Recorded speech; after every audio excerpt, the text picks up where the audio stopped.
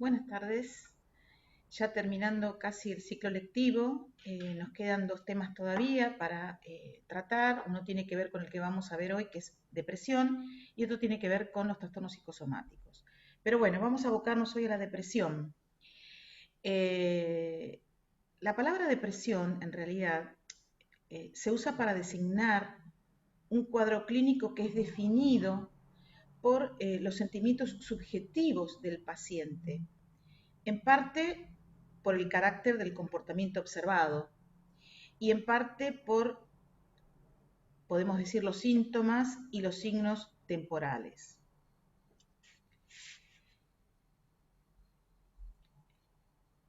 Podemos decir que la depresión se basa en la misma predisposición que las adicciones y los impulsos patológicos. ¿Esto qué implica? Que una persona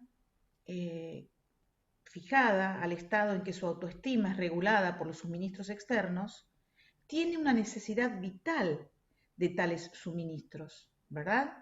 Es decir, si sus necesidades narcisísticas no son satisfechas, su autoestima desciende.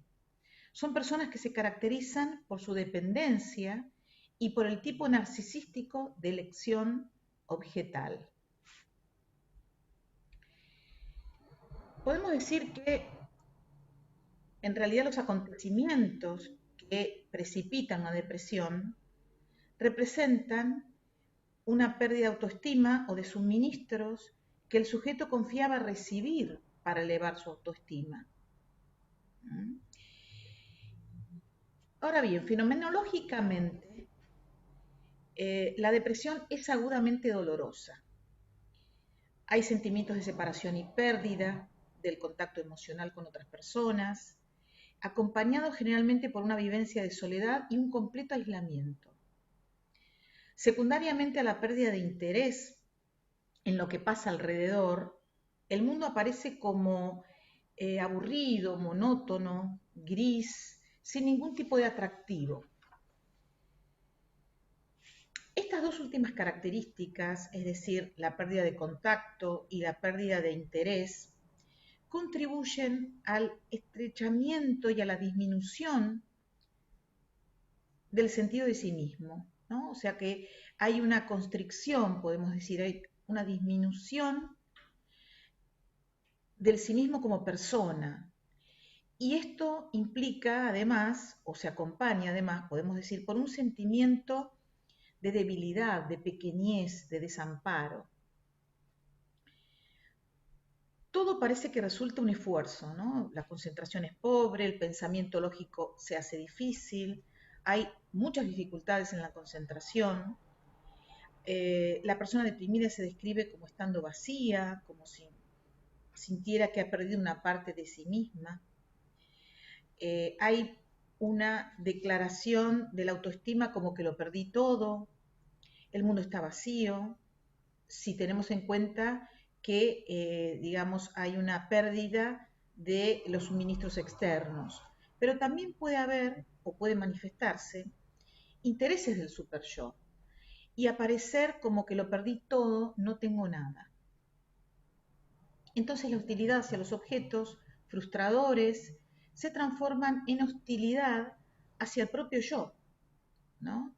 Provocando una baja autoestima. Y obviamente que estas personas tienden a una depresión, han sufrido posiblemente heridas en sus necesidades narcisísticas tempranas. Por ejemplo, podríamos pensar en un destete brusco, ¿no? Ahora bien, si hablamos de esto, estaría bueno poder dar cuenta de esos mecanismos psicodinámicos que se producen en la evaluación infantil.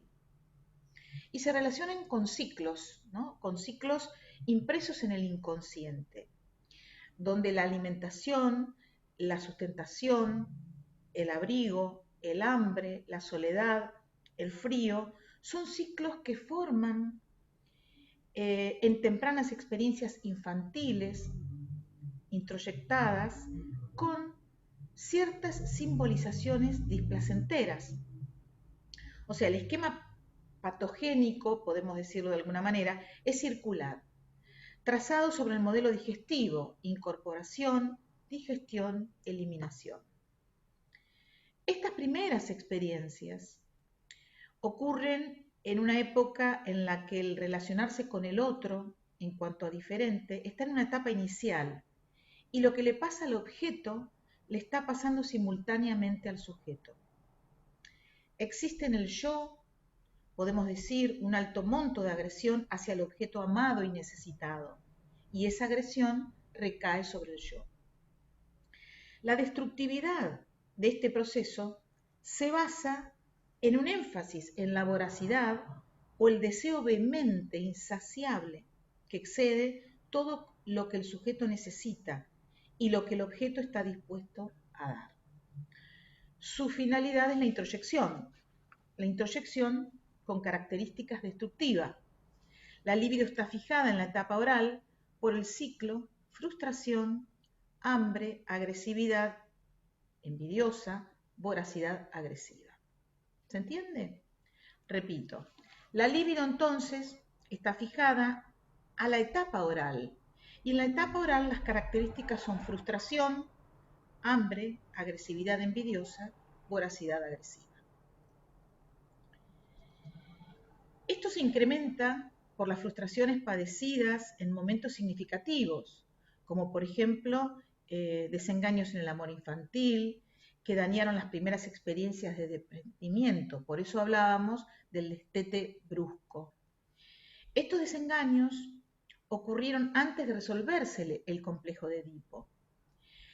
Y la tristeza surge de adentro, no es tristeza por algo, sino vital. La culpa surge del carácter omnipotente y egocéntrico de las primeras conexiones causales. El objeto desapareció, yo lo destruí. El sujeto se atribuye de esta manera la pérdida del objeto necesitado, estableciendo un vínculo persecutorio. El objeto se volvió malo para el sujeto por lo que él hizo y por eso busca autocastigarse. Es interesante observar que si los padres tienen altas exigencias con el niño, es decir, por encima de sus posibilidades, seguramente los fracasos llevan a ese niño a sentimientos inadecuados, con una dolorosa disminución del autoaprecio y conducentes a la depresión. El amor, la atención y la admiración de otras personas son suministros narcisísticos esenciales para la autoestima.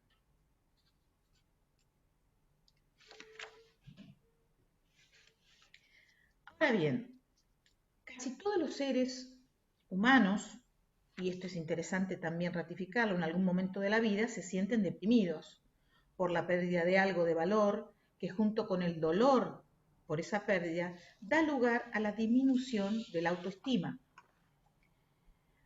Para liberarse de esa, vamos a decir, ligazón al objeto perdido y poder retomar nuevos intereses, ese proceso requiere tiempo, esfuerzo y la capacidad de poder enfrentar el dolor y la pérdida. Es lo que llamamos el duelo normal. Por lo tanto, es importante poder señalar la diferencia entre el duelo normal y el duelo patológico. El duelo normal, entonces, implica un trabajo intrapsíquico que debe llevarse a cabo paulatinamente. Desde penar por el objeto perdido, podemos decir, que no se encuentra en la realidad, a poder libidinizar nuevos objetos. Este proceso se realiza con amor. De lo contrario, estaríamos hablando de un terreno patológico. Bleichmar plantea que en la depresión, cuando el objeto desaparece, existe en un primer momento un periodo ilusorio en el que se fantasea que el objeto existe, que no se ha perdido y al mismo tiempo se reniega de ese conocimiento. Es así que plantea a la pérdida de objeto como condición de la depresión y a la imposibilidad de realización del deseo como su esencia. Ahora bien, en el duelo patológico, la libido se concentra en el yo, y el sujeto se ve imposibilitado para realizar nuevas catexias. En este proceso predomina la destrucción y la maldad. El mundo se vuelve pobre y vacío, y los pensamientos son sombríos y melancólicos. También es importante poder tener en cuenta la diferencia entre culpa persecutoria y culpa depresiva. Grinberg habla de la culpa persecutoria cuando el yo es inmaduro y débil y siente a los objetos externos como perseguidores. En cuanto a la diferenciación temporal, no existe claramente diferenciación en esta etapa entre lo pasado y lo presente y rige inconscientemente el proceso primario de pensamiento. En la culpa depresiva, en realidad, aparece una vez que el yo está constituido. Es fuerte. Entonces la culpa tiene fines reparatorios para el yo. Hay diferenciación entre el presente, el pasado y podemos decir un incipiente futuro y rige de manera consciente el pensamiento secundario.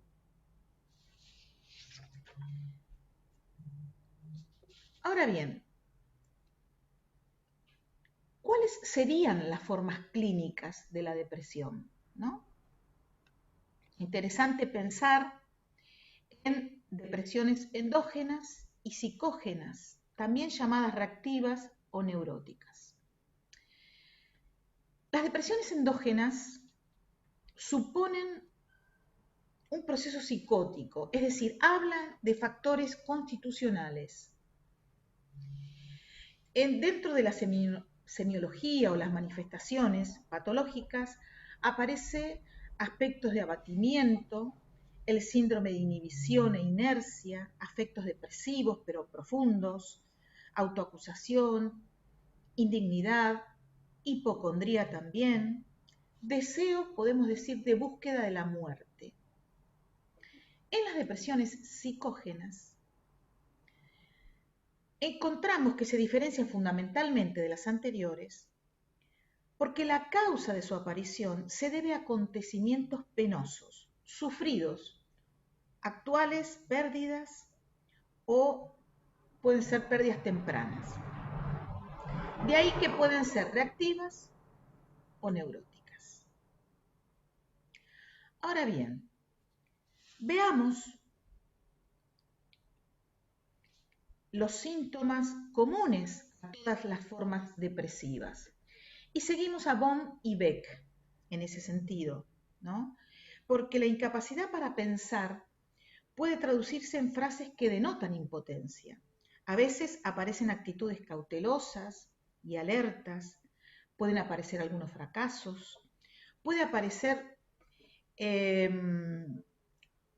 como una especie de tipo vivencial, vamos a decir, si lo tomamos a Roger, coartado, porque hay una disminución de los procesos de asociación, que se ven bloqueados.